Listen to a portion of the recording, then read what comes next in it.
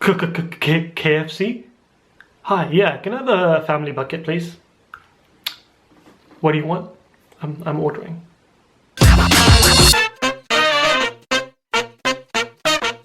Hey guys, and salam. Welcome to Raz YouTubes once more. Ever since I was a little child, I used to always watch Bollywood films. I grew up in a house full of Bollywood films, all the way from 1940s classics to the 1990s blockbusters. And you know what? I enjoyed them. Really enjoyed them. I mean, growing up in school, I always wanted to dress up like Shah Rukh Khan and wear, you know, the latest metrosexual clothes. But as you get older and as time moves on, you slowly begin to pick out the dark side of Bollywood. I mean, don't get me wrong, good filmmaking, good acting, good stories. There's definitely a place for that in the world. But being from the Asian subcontinent, there are a couple of problems that we really need to solve as a community first. And I feel Bollywood isn't really helping the situation. Here are a couple of examples. Number one, love. Pyar, mohabbat, dilwale dulhaniya le jayenge. Huh? Every single Bollywood film pretty much has a love angle. In fact, if you think about it, every single story is pretty much about a guy and a girl, the struggles they face, the obstacles they overcome, and how they end up together, right? Every single film. Okay, not maybe every single film, but at least 95% of them. But here's the problem. The way love is portrayed in Bollywood, it almost exalts it. I mean, this concept of love ends up becoming more valuable than your family, your education, your friends, your religion, and even yourself. It's pretty dangerous stuff. I mean, don't get me wrong, love is important and there is a place for it in the world, but Bollywood really does not help build our expectations in the right way. So many of these Bollywood films are based on college or university, and you end up going to these places thinking, oh yeah, it's gonna be a huge romantic Bollywood love story, huh? But life is a little bit more complicated than that. And it's your fault, Bollywood. It's your fault. Whether we want to accept it or not, we live in a complex society. We have complex problems, complex criteria, complex political scenarios. And I feel that Bollywood sometimes brainwashes us into thinking, okay, you know what, no matter what, you can overcome it. And that leads me on to the second point, expectations. Fine, you may think life is all about this fun, romantic ride where everything ends up being all hunky-dory. But have you ever thought that Bollywood movies actually finish where our lives start? I mean, most Bollywood films actually focus on the chase between the guy and the girl and how they get together. But how many Bollywood films actually show what happens right after marriage? So we have all these youngsters growing up thinking, you know what, marriage is going to be this awesome love. I'll be waiting for my dream girl at the train station. I'll be looking at her like, palat, palat, palat. She ain't bolting, she ain't turning around Jack. Bruh, there's no love story waiting for you at the train station. You can hold out your hand as much as you want. There's no Kajal running towards you, jumping on the train. Damn, boy. So Bollywood forms all these sort of preconceived notions in your head, and you're thinking, life is really different to what I imagined it. So many of us lead sheltered lives that we don't actually know what love is like. Most of us don't even have girlfriends when we're growing up. Well, real ones anyway. So our ideas are formed by what we see, popular culture. And if all you're watching is Bollywood or chick flicks, you're going to have a real hard time adjusting to real married life. And the worst thing is all these desi guys thinking they're all Bollywood heroes by trying to make facial expressions as if they're Shah Rukh Khan. So rather than looking like this, they end up looking something like. So one could argue Bollywood is killing the whole flirting game. You know what I'm saying? Trust me, there's no such thing as undying love. Okay? There's only one type of undying love, and that's between a person and his or her lord. And through that, all other love exists in this world. The next point, skin color. Oh, man. Bollywood is racist. Asians in general are pretty racist. Oh, and it's not just racism in the conventional sense. No, we're racist against ourselves. Against our own skin. Yeah. I mean, think about it. All these big Bollywood actors and actresses, all they do is promote these skin lightening creams. Skin lightening creams. It's like they don't want to even admit they're brown. And that reflects in society. Slowly, even though it's entertainment, it somehow seeps into our normal lives. Come on, you know it's true. Have you ever seen Asian parents hold a baby? Have you?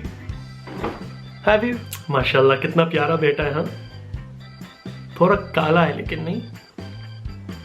nahi. If the baby's slightly fairer skin, rang kitna safed hai, huh? Saaf rang hai, bilkul saaf rang, huh? Clean skin, Clean skin, just because they're fair, they got clean skin. I mean, oh my god. Oh, and have you ever been part of a marriage proposal process? Mashallah, अच्छी है. थोड़ी काली है लेकिन, huh? Bichari. Rub my brown off. Rub it off. Yeah. Now think about Bollywood, huh? If someone is slightly darker skinned, no, you can't be a hero.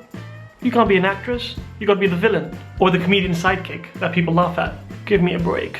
Having this whole fairer is more beautiful thing really perpetuates all these other problems in our real life. People actually can't get married because of the color of their skin in our communities. It's 2015, bro.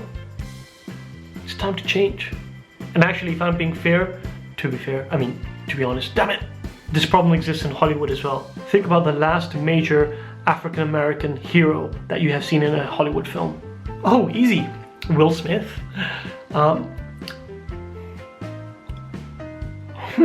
Racism in the film industry, let's cut it out. Yeah? Cut it. And I really want to quickly cover the topic of body image. We all know the issues surrounding Photoshop and how the media portrays the perfect, beautiful person and the perfect body. I mean, once upon a time in Bollywood, it was okay to be chubby or slightly overweight. But now you gotta be hit, fit, kit, vit, high fly. So when you get these women and these guys just gyrating on screen, guys and girls in their heads are thinking, God, I want that body. Yeah. I mean, Shah Rukh Khan, he's like near 50, and the guy just recently got a six-pack. Ladies, I'm telling you now, right? The average person does not have one, especially if they're desi, right? They most likely have diabetes or high blood pressure, amongst other things.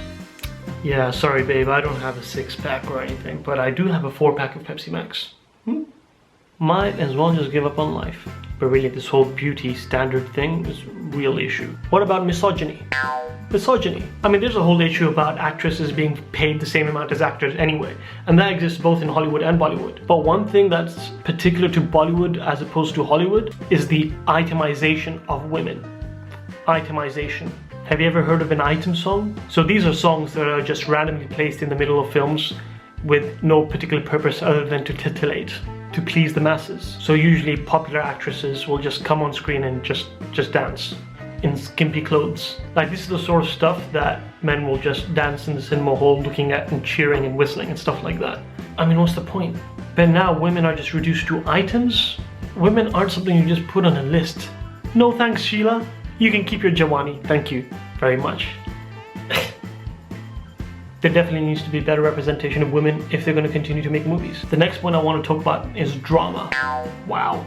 When you think Bollywood, you think of exaggeration, hyperbole, needless melodrama. Nahi.